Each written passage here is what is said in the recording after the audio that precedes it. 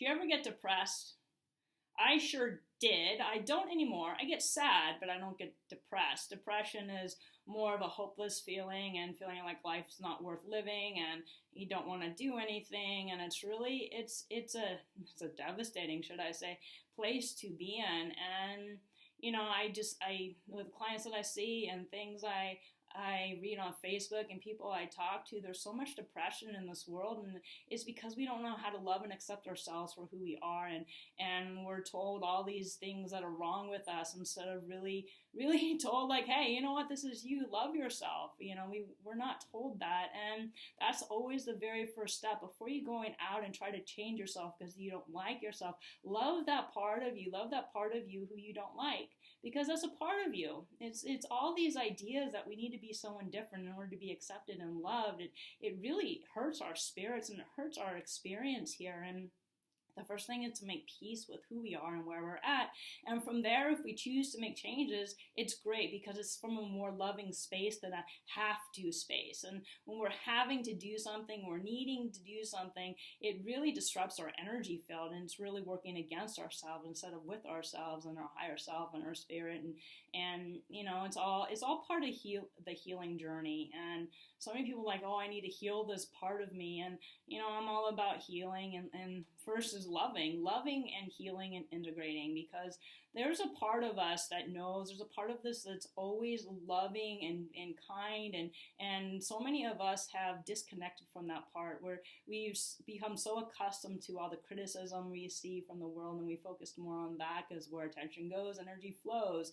And for me, I wasn't raised in the most happy environment. It was pretty toxic, and a lot of negative things were said about me, and I really took them on and started to believe them, and I really, took on everybody else's way of living instead of living in alignment. And then I couldn't do it anymore, and I created all these symptoms because I was so anxious. I was anorexic.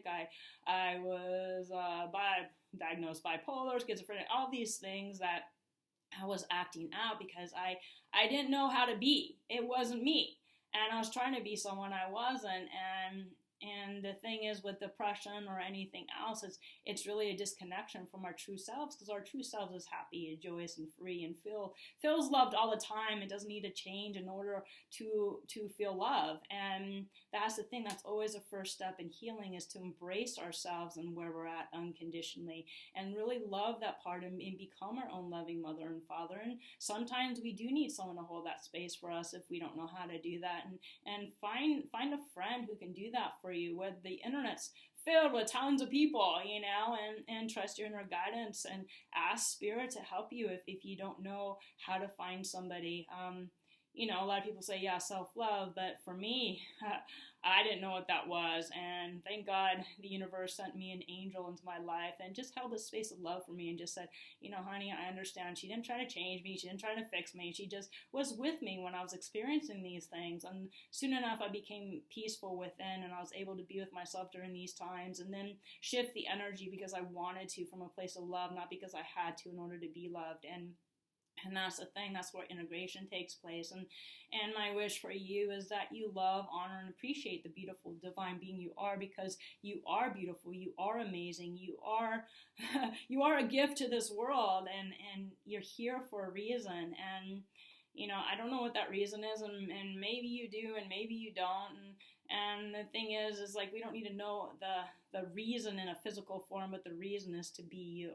And that's always the first step, because anything else that flows from that is miraculous. It's amazing. Once you tune in to the vibration of your truth, instead of living from all the conditioning and all the stuff that we took on from the world, the world wants to control us through hypnosis and mind control and try to be like everybody else. No, we're meant to be ourselves. We're meant to be unique. That's how expansion happens. That's how the earth evolves, to bring forth all these different ideas and different expressions of the divine. And there's no one like you. You are priceless. I am priceless. We're all priceless, and we're here. and we're here.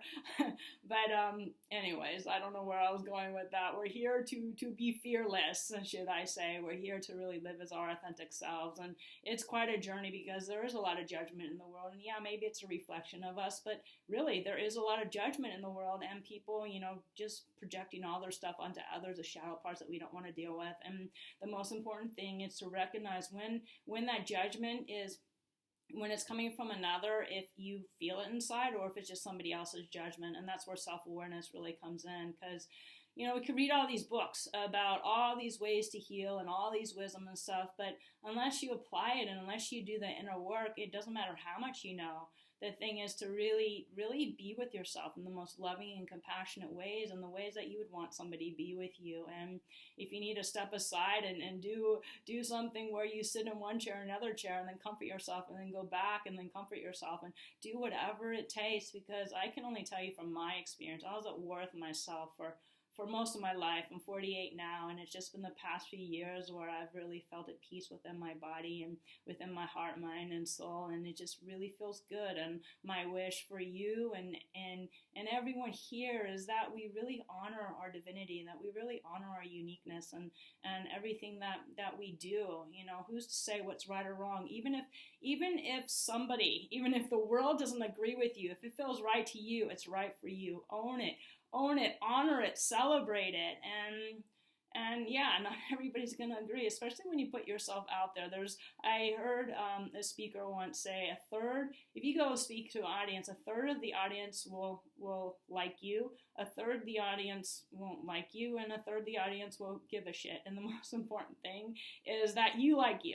So it's getting to that place, and the first step is embracing who you are and where you are today. So I hope this video inspired you in one way or another. I'm cheering you on. I believe in you. I love you.